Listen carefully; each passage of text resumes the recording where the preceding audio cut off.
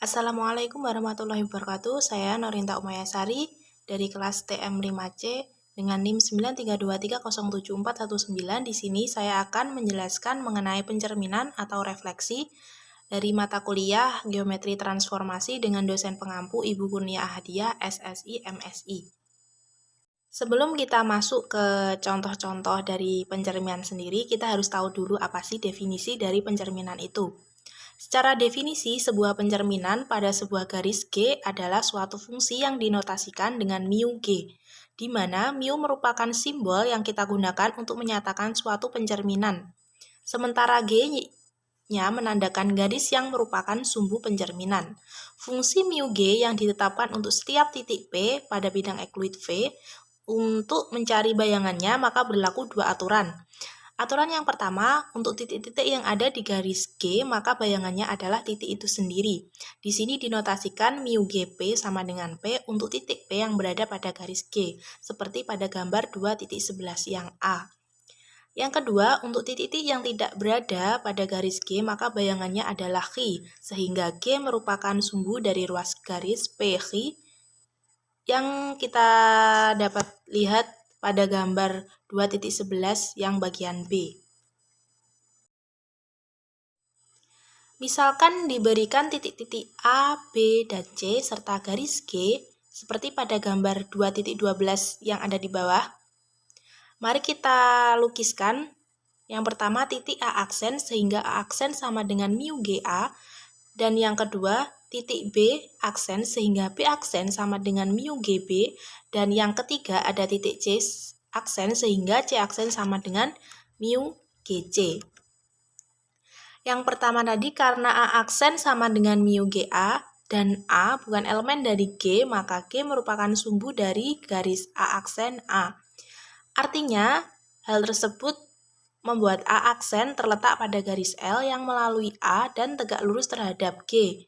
Apabila ada himpunan N sama dengan L irisan dari G, maka AN sama dengan N A aksen, dan A tersebut dengan A aksen akan terletak pada sisi yang berbeda oleh G. Dan yang kedua, karena B aksen itu sama dengan mu GB dan B termasuk elemen dari G, maka B aksennya itu sama dengan B. Yang ketiga, karena C aksen sama dengan mu G, C dan C itu bukan termasuk dari bagian G, maka G merupakan sumbu dari garis C aksen.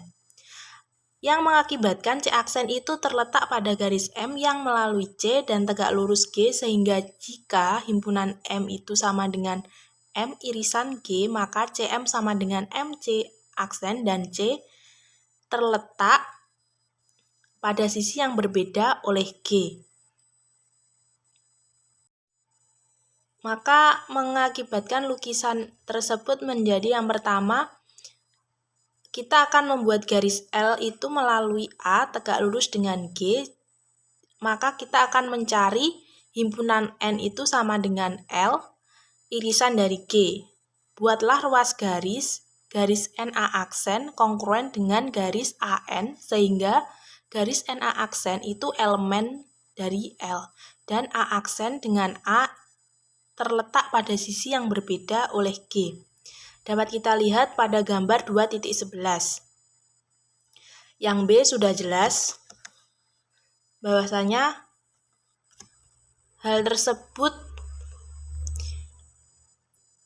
bayangannya itu adalah titik itu sendiri. Yang ketiga adalah buat garis M melalui C tegak lurus G. Kita akan cari himpunan dari M sama dengan M irisan dari G. Maka kita akan membuat ruas garis dari garis M C aksen kongruen dengan garis CM, sehingga garis M C aksen subset M dan C aksen dengan C terletak pada sisi yang berbeda oleh G, sesuai dengan gambar 2.13. Kita mempelajari definisi dari pencerminan, maka selanjutnya kita akan belajar mengenai pencerminan sebagai suatu isometri. Dari teorema 2.4 dapat kita ketahui bahwa setiap pencerminan pada garis merupakan suatu isometri lawan. Pembuktian dari teorema tersebut adalah berdasarkan pengetahuan pada definisi 2.1 dan definisi 2.5 serta teorema 2.4, kita dapat tunjukkan melalui 4 tahapan. Yang pertama, pencerminan suatu transformasi, dan yang kedua, pencerminan suatu transformasi lawan, yang ketiga, ada pencerminan suatu isometri, dan yang keempat, ada pencerminan suatu isometri lawan. Ambil sembarang pencerminan, kita namakan dengan mu G. Mu G sebagai suatu transformasi. Yang pertama, mu G suatu fungsi dari V ke V atau V bidang ekluid berdasarkan definisi 2.6. Jelas bahwa domain dari mu G adalah V. Daerah hasil dari mu G juga pada V, sebab apabila kita mengambil X yang merupakan elemen dari V, sehingga X juga merupakan elemen dari G atau X bukan elemen dari G. Untuk X elemen dari G, mu G X sama dengan X yang merupakan elemen dari V. Untuk X yang bukan merupakan elemen dari G, untuk mu Gx sama dengan Y, di mana G sumbu dari garis XY, yang berarti garis XY subset V sehingga Y termasuk elemen dari V, yang artinya mu G itu adalah suatu bidang V juga. Jadi mu G itu merupakan suatu fungsi dari V ke V. Dan yang kedua ada mu G suatu fungsi kepada. Kita ambil Y yang merupakan elemen dari V, yang artinya Y termasuk elemen dari G atau Y bukan termasuk elemen dari G. Untuk Y elemen dari G ada prapeta X sama dengan Y sehingga mu Gx sama dengan Y. Untuk Y bukan termasuk elemen dari G, ada Y yang termasuk elemen dari V sehingga G merupakan sumbu dari garis XY. Hal ini berarti bahwa mu Gx sama dengan Y, yang berarti Y itu mempunyai prapeta yaitu X.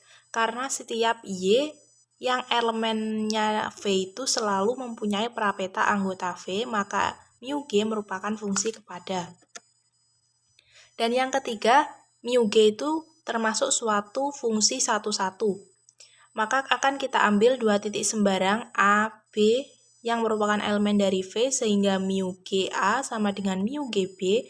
Misalkan C itu sama dengan mu GA sama dengan mu GB, yang berarti C itu termasuk elemen dari G atau C bukan termasuk elemen dari G.